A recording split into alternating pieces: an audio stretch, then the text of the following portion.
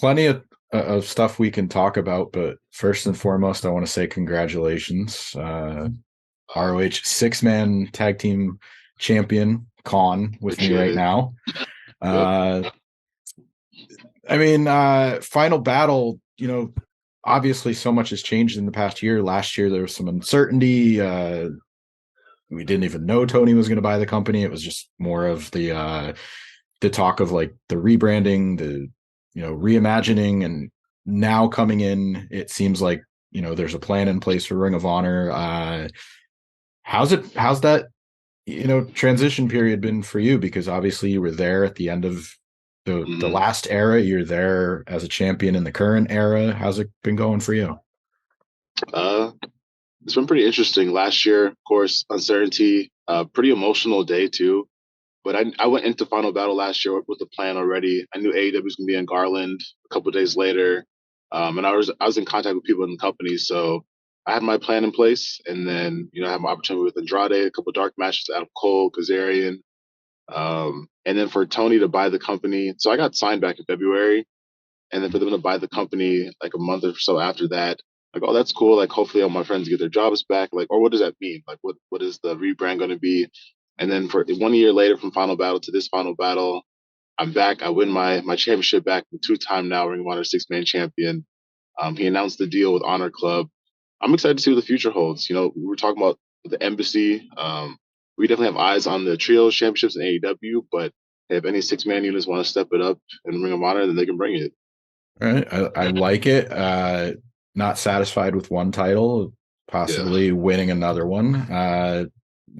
There's a lot I want to get into about AEW and Ring of Honor, but one of the things I did want to talk to you about is Ladder, the sports nutrition supplement company that you're a branded athlete, part of that. Uh, One of the names that I know is on the roster is Trey Turner. I live right outside of Philadelphia, so he's kind of the talk of the town right now. He just signed a huge contract. What's it been like just adding your name to that roster of athletes? LeBron James is involved, Arnold Schwarzenegger's involved. I mentioned Trey Turner.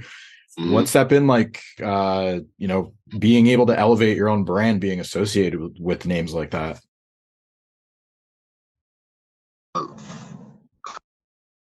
Like, again, founded by LeBron and Arnold Schwarzenegger, and then to see the names on the list, myself, you have Trey Turner, you have Steph Chung, who's this CrossFit athlete, Bobby Wagner, they just signed Miles Garrett. To see those amazing athletes, you have world champions, and to see my name a part of that roster, very surreal. But I think there's something to it when I believe they saw me after I wrestled Adam Cole, and they contacted me and were like, "Hey, we think that you have a high ceiling. You're going to be a big star in professional wrestling in a few years. We want to invest in you." And for them to take that leap of faith in me, and my brand has grown like a little bit over the past year, but again, be a part of this roster of amazing athletes, and they see that potential in me is just very humbling. Honestly, I hope to be on the same level as them in terms of championships, like fan adulation, social media branding. I hope to get there one day, but it's been a very cool experience so far. Mhm. Yeah, it's kind of cool because they said like, oh, we were after this match, we saw you. Like sometimes it's like, oh, I've seen your stuff, and it's a collective, you know, a bunch of matches, or oh, I saw this game, or I saw highlight footage. Like it's kind of cool that they were like, oh yeah, I saw you working, with a guy with Adam Cole, who is awesome for everybody that he works with. So it's kind of cool that you sort of have that like uh kind of like a maybe top this moment, like when he comes back. Yeah. There's all these rumors about maybe he has his own trios team. So Mm-hmm. I'm like I'm tiptoeing around. I don't want to say anything's happening, but more like up here.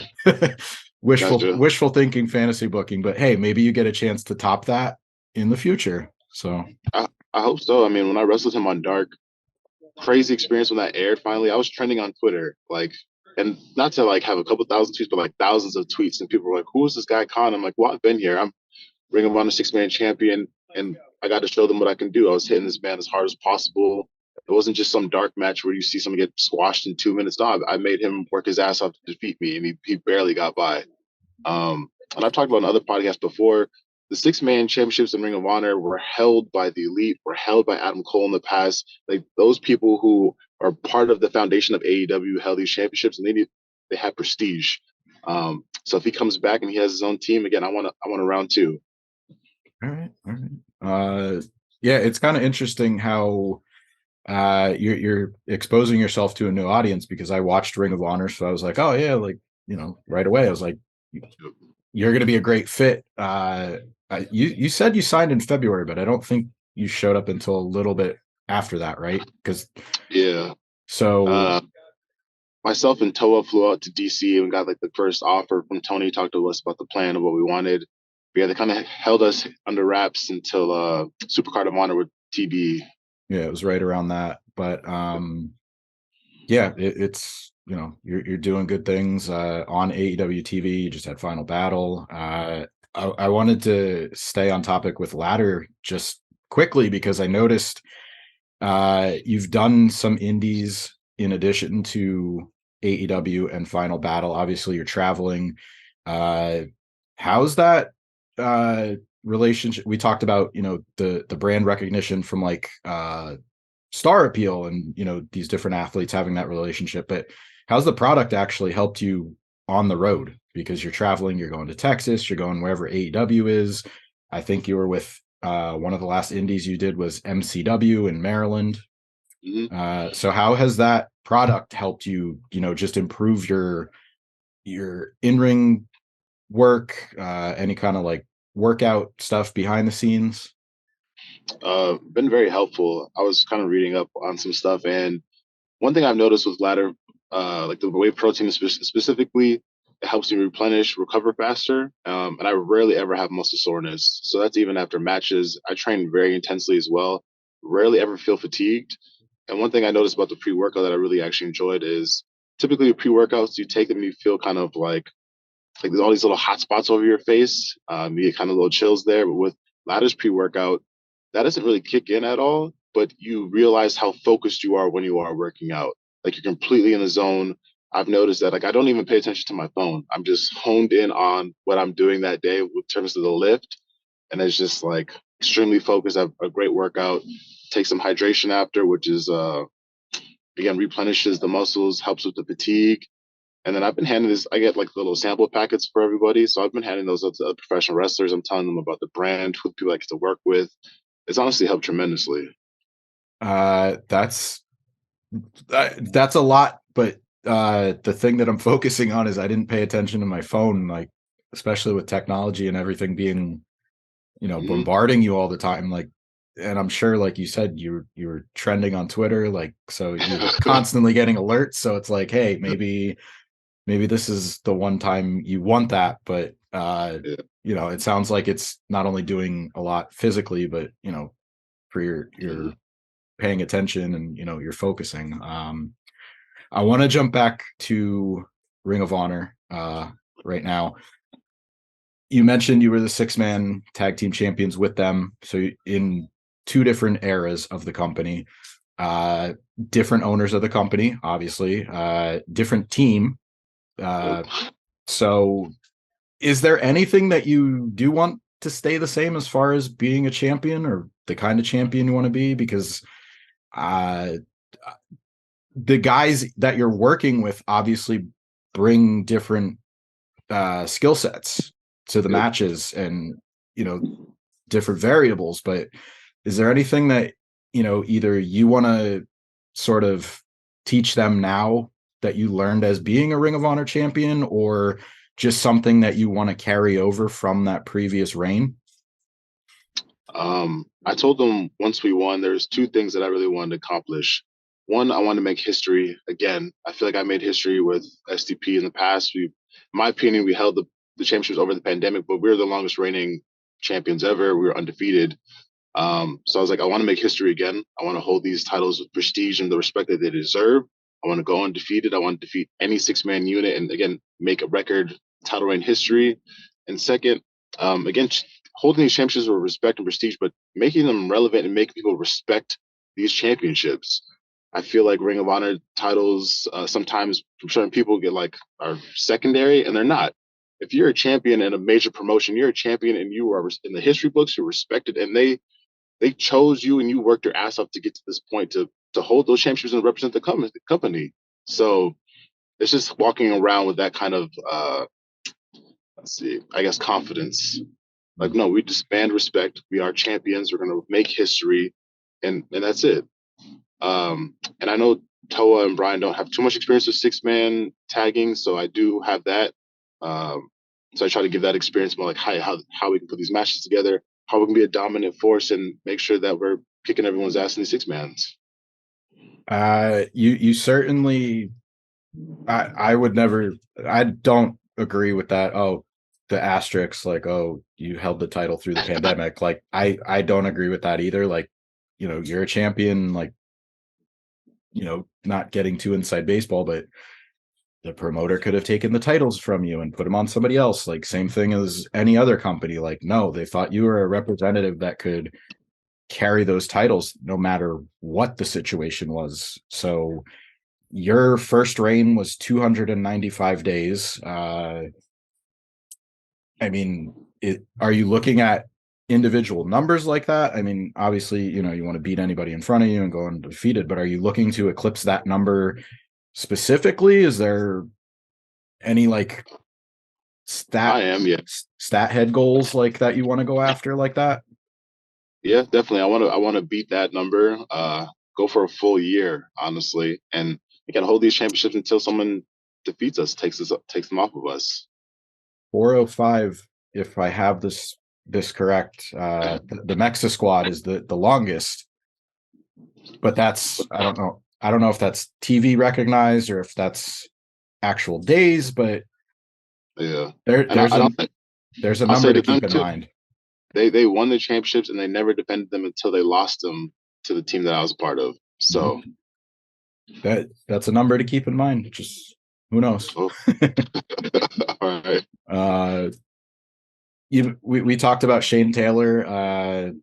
He showed up on his own. You're already doing your thing with Brian Cage and Toa, but Mm, obviously the conversation comes up that now of that course. Shane's back in the mix, do you want to work with him? Do you obviously you're not going to split up what you have going, but what do you have to say to people that maybe want to see that version of STP again?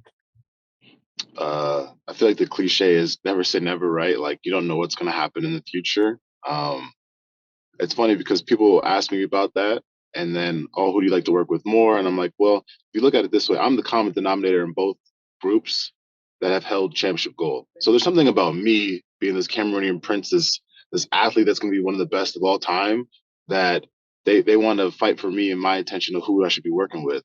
Um, it was great working with SDP, but I've also had a dream to work with Prince Nana. I messaged him 2 years ago. He reached out to me and he was like, "Hey, I love to see what you're doing out there. I respect the work." And when I got to meet him in person and catch up with him, I was like, "Man, this is meant to be. We're both princes. Like you got the Ghanaian part, I'm Cameroonian. Like this is super exciting, and it's a new experience. And the embassy has so much rich history in Ring of Honor. Why wouldn't I not want to be a part of that?" Yeah. And that's something that I really appreciated seeing come back because it was a little bit before I started watching ROH, like the embassy. And I'll even say like Truth was still kind of Yep. around. So I knew, he had that relationship with Jay Lethal, but when like almost right away, I was like, I know who Nana is. I knew of it, but I didn't see it as it was going on live. So I was kind of like, oh, I get to experience this again. It's that I don't want to call it a full circle moment, but it's just a new way to experience what other people loved about Ring of Honor. Yep. Um, I have one more question for you. I usually do a watch list feature. I ask for match picks, whether you have a match that best represents you as a singles wrestler, tag team, or trios, anything that maybe comes to mind as far as you would sit somebody down and say, this is what you're going to get from me every time in the ring. Obviously, Final Battle's fresh on the mind, but anything come to mind, whether it's single, tag, or trios or 6 man? Um, One that immediately comes to mind is myself. This independent match that I had last summer. Myself against Mysterious Q at River City Wrestling. It's on my YouTube. It was my first big match on the independents as a singles wrestler. I think we almost went about 20 minutes, and it was a big test for myself to see if I could do this by myself. I moved to Texas because I wanted to grow as a professional wrestler. I learned from the vets like, hey, you got to travel to towns, and that's how you make your mark in this business. And man, that was probably one of my top five matches of all time, probably top two. I'm just proud of that, the work that we got to do. I got to wrestle him a couple more times, and people get to see how hard hitting I actually am. The physicality with that toughness, the mental anguish I can cause to my opponents. I like to dissect people and work different body parts. I would give you two, that one, and then myself versus Big Damo at Defy. I've always dreamed about wrestling at Defy. During the pandemic, I was like, hey, I was watching the YouTube page, like I want to wrestle here in a year or two. And I got finally out there, wrestled Damo of all people, big dude, and that crowd, just that atmosphere. You think of Defy, like the Seattle crowd, this hot crowd of people, and just to see people standing on their feet for most of that match, clapping for you after the work that you did, something I'm very proud of. Mysterious Q is a name that's actually come up a few times in this. I talked to Mike Bennett. He really enjoyed working with him. He's one I could point out. So there's another Ring of Honor and Mysterious Q connection. But since I know it's on Dark, it's available on YouTube. I'll go throw in the Adam Cole match. That let's bring things around. We're talking about ladder, so here's what helped introduce you to ladder, the Adam Yep. Cole and Kaun match. So I'll throw that one in there.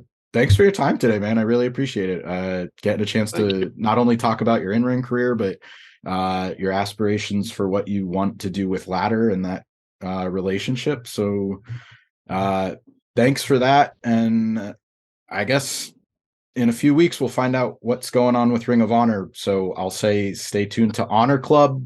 We know the destination. We're just waiting for a few more details. Anywhere else we can find you in the coming weeks? Uh, I'm actually probably done with my indie dates for the rest of the year, but starting in January, I'm going up to California for a couple of days. Rev Pro, there's PCW Ultra. I'll be at River City Wrestling in San Antonio.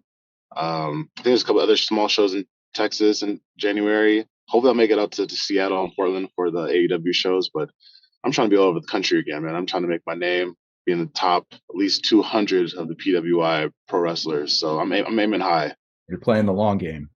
Oh, it's always about There you consistency. go. It's the grind. There you go. Thanks for your time, man. I appreciate it. I thank you.